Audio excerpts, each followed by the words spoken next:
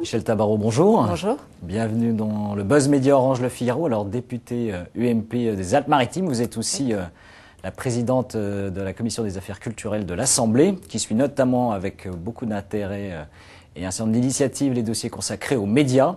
Et je vous propose, pour évoquer cette actualité, de découvrir le chiffre du jour. Fin 2011, donc la loi de mars 2009 a prévu en effet l'arrêt total de la publicité sur les antennes et les écrans de France Télévisions fin 2011, après le passage à la France au tout numérique.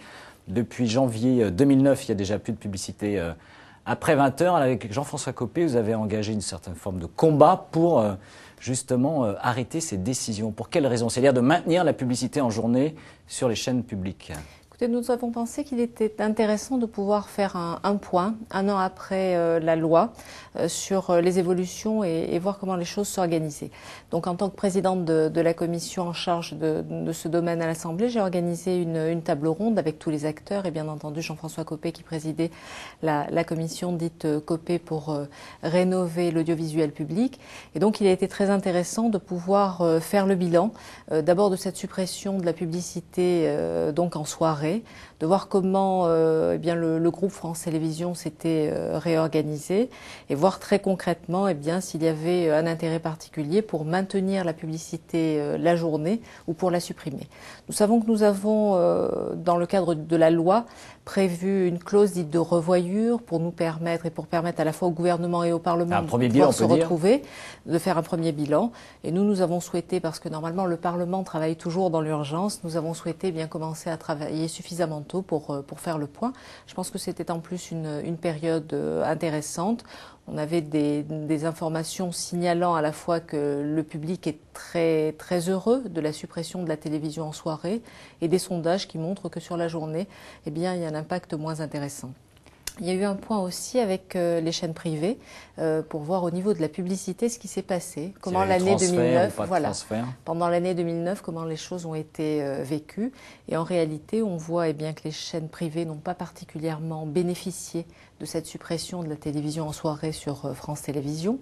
Ça a été plutôt au bénéfice d'Internet ou éventuellement de certaines chaînes de la TNT gratuites. Et qu'en dehors de ça, eh bien, c'est France Télévisions qui a fait de très beaux résultats au niveau de sa publicité, puisque la publicité s'est concentrée surtout sur la journée. Alors, vous avez décidé de créer avec Jean-François Copé un groupe de travail sur cette question, donc pour maintenir, voir s'il faut maintenir la publicité en journée sur France Télévisions. Où est-ce que vous en êtes concrètement aujourd'hui? Écoutez, nous allons dans quelques jours créer ce groupe de travail, donc bien entendu avec le président Jean-François Copé. En tant que présidente de cette commission, je vais suivre ce dossier avec beaucoup d'intérêt. Nous avons d'ailleurs beaucoup de collègues parlementaires qui sont très impliqués dans ces thématiques et depuis longtemps. Donc ils feront partie de ce groupe de travail. Je pense que c'est intéressant de continuer le travail que nous avons initié à travers cette table ronde et de pouvoir très concrètement voir eh bien, si ça a un intérêt réel de maintenir la publicité ou s'il vaut mieux la supprimer telle que la loi l'avait prévu. Nous sommes en pleine réflexion et je pense que c'est nécessaire parce qu'il y a une situation importante à la fois sur le plan du financement de la télévision publique avec d'un côté eh bien, des éléments qui nous permettent de la financer aujourd'hui, c'est-à-dire des taxes qui ont été créées sur les voilà, donc la taxe dite télécom plus une taxe aussi sur les chaînes privées et on se rend compte aujourd'hui eh bien qu'au niveau de la Commission européenne, la France est un petit peu en difficulté sur ce dossier. On est dans une procédure contradictoire. On va voir comment les choses se terminent. Mais donc, il y aurait, si les choses eh bien, sont refusées par l'Europe, un financement important à trouver, à la fois pour financer la soirée et pour financer la journée. Dans une période aussi compliquée sur le plan des finances, aggraver le déficit public pour financer la suppression de la télévision suppression de la publicité à la télévision, ce serait bien entendu très mal vécu. Et d'un autre côté, augmenter la redevance audiovisuelle, c'est quelque chose que nos concitoyens ne sont pas trop prêts à entendre. Le président de la République lui-même s'était engagé à ne pas l'augmenter. Tout à fait engagé à ne pas l'augmenter.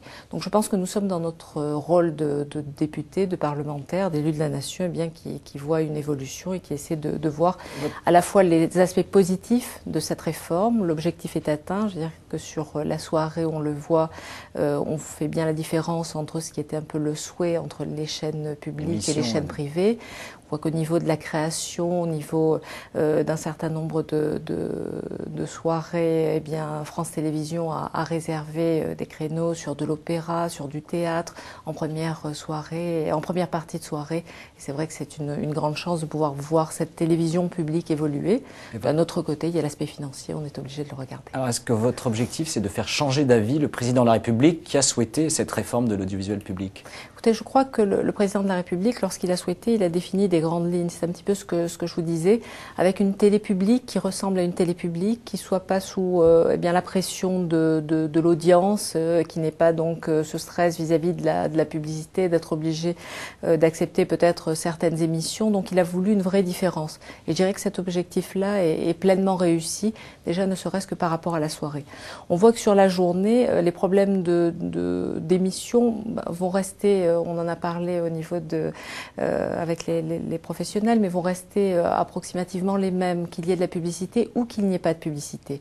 Donc c'est pas véritablement un changement dans le cadre de la journée, ce qui fait qu'on peut tout à fait suivre ce que le président de la République a souhaité, les grandes lignes de sa réforme. Et en modifiant comme avec un projet de loi du coup?